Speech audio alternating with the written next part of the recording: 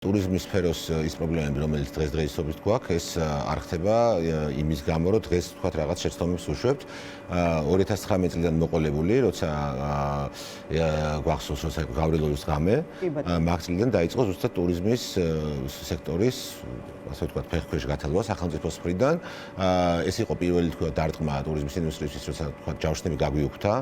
გავრილოვის აქ ჩამოყვანილი პარლამენტის სპიკერის სავარდას ჩაბრძანების გამო, რამაც მომენტალურად პოვა ასახვა რაღაც გარკვეული რაოდენობის ჯავშნებზე და იყო გაუქმებები და შემდეგ ახალი ჯავშნები აღარ შემოსულა. მერე იყო კოვიდის წელი 2020, როცა აბსოლუტურად დრაკონულმა რეგულაციებმა და აიმ კრიზის მენეჯმენტმა რითაც თავს იწონებს ბატონი გახარია.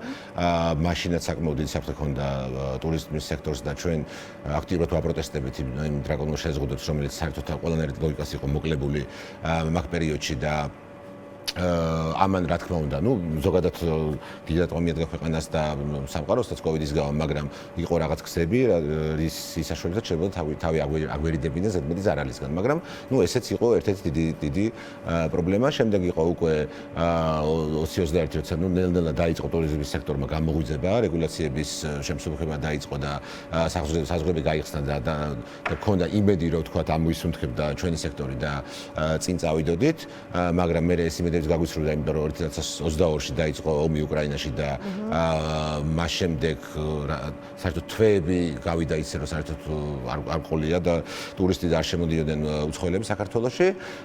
შემდეგ ვთქვათ, თითქოს ეს მინილდა, თითქოს მე 2022-ის მეორე ნახევარში თითქოს დაიწყო ბაზარება გამოღვიძება და 23 წელს დაიგეგმა უკვე რომ საქართველოს უნდა ყოფილიყო ITB ბერლინის, რომელიც არის ერთ-ერთი ყველაზე დიდი ტურისტული გამოფენა მსოფლიოში.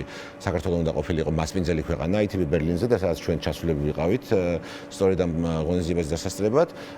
ესეთი შესაძლებლობა ქვეყანას ზოგადად ეძლევა ძალიან იშვიათად და შეიძლება იყოს 30-40 წელიწადში ერთხელ შეიძლება იყოს. გარდა გაუწყოს რამდენი მილიონი გადავიხადეთ? 16 მილიონზე მეტი. მე და უზარმაზარ თანხაზეა ლაპარაკი, რომელიც ორგანიზაციებმა ცალკე მთლიანად წყალშგადაყრილი თანხა იყო, იმიტომ რომ ზუსტად იმ პერიოდში, როცა იმართებოდა ITB, საქართველოში მოხდა პირველი ეტაპი, პირველი ლეველი ბჭყალებში რუსული კანონის განხილვის და იქ რო ვიყავით ჩვენ, მხოლოდ იმას ვაკეთებდით, რომ ვუყურებდით, როგორ არბევდნენ უდანაშაულო მომიტინგეებს და როგორ ასახეთებდნენ რუსთაველის გამზირზე და მთელი ყურადღება და კონცენტრაცია ყველა იმ ადამიანის, ვინც დაინტერესებული იყო საქართველოსთვის ზოგადად, გაატანილი იყო იმაზე, რაც ხდებოდა თბილისის ცენტრალურ გამზირზე.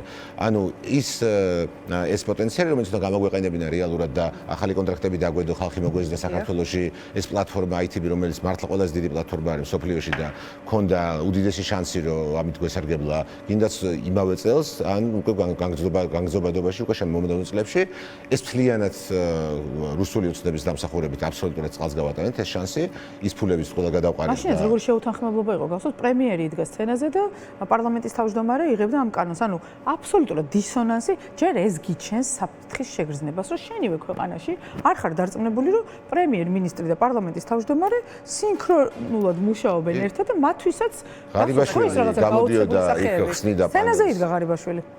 ცერემონიას და თავს იწვევდა თუ როგორი მაგარი ქვეყანა ვართ და როგორი გვინდა რომ ტურისტები მოვიზოთ და ამ დროს თბილისში კობახიძის ბრძანებით და სხვების ბრძანებით არბევდნენ მშვიდობიან მოქალაქეებს და მომიტინგეებს. ანუ აბსოლუტურად ათითენა და სრული მარაზმი, ანუ ეს პირდაპირ გვანახებს იმას თუ როგორ მუშაობს ბჭყალებში, რა თქმა უნდა, ეს ხელისუფლება და როგორ ასევე ებრძვიან ამ სექტორს რეალურად, იმიტომ რომ დაწყებული 2019-დან რაც აგვისტოში გავრილოვის ღამიდან, მას მერე სულ გამუდმებით ხდება ტურიზმის სფეროსთვის უფრო და უფრო რთული წელი.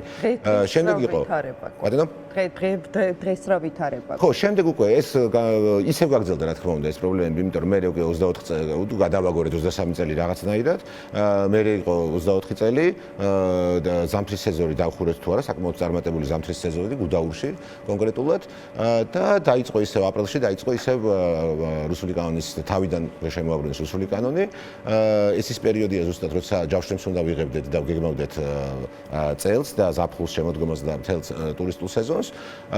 აბსოლუტურად მაშინვე ამან პოვა ასახვა იმაზე, რომ ახალი ჯავშნები აღარ მოდიოდა, ან რა ჯავშნებიც იყო შემოსული, გვწერდნენ ნაწილი რომ უნდა გაიუქმებინათ, იმიტომ რომ ვერ ჩათვლიდნენ თავს უსაფრთხოდ თუ ჩამოვიდნენ ქვეყანაში, სადაც ყოველ დღე ქვეყნის მთავარ გამზირზე არის სროლა და უდანაშაულო ხალხის თავპირისლეწვა.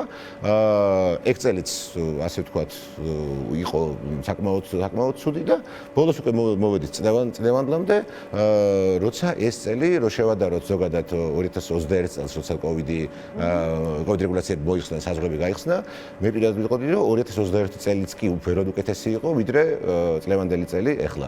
ამის ძალიან მარტივად შეგვიძლია ამის სურათის დანახვა ნებისმიერ ტურისტულ ადგილას რო გავიდეთ, კიდე იყოს ეს ძველი თბილისი თუ სტეფანწმინდა თუ ჯვრის მონასტერი თუ ცხეთა თუ ის ადგილები, სადაც ტურისტები მასიურად სტუმრობენ. ეს ტერიტორიები არის ცარიელი, არის რაღაც რაოდენობა ტურისტების არის, მაგრამ ეს ის რაოდენობა არის, რომელიც უნდა იყვნენ ივნისის თვეში საქართველოში. ივნისი ყოველთვის არის თენ მსოფლიოში ზოგადად, ევროპის კონტინენტზე და ჩვენ მხარეში ივნისი არის ერთ-ერთი ყველაზე მიმზიდველი თვე, იმიტომ არც ძალიან ცხელა, არც ცივა, ბუნება გაგვიძებულია, მწვანეა ყველაფერი, ჯერ კიდევ მზის გამო არ არის თქვათ გაყვითლებული და შეფერილი და ივნისი ყოველთვის მე-15 წელი ამ საქმეში ვარ, ივნისის თვე იყო ყოველთვის ყველაზე დატვირთული ზოგადად ნებისმიერ სხვა თვესთან შედარებით. და ეხლა ივნისის თვეში მეც და ჩემი კოლეგების ძალიან დიდი ნაწილიც ვართ, აი რაღაც ალბათ 50% დატვირთვაც არ გვაქვს რა.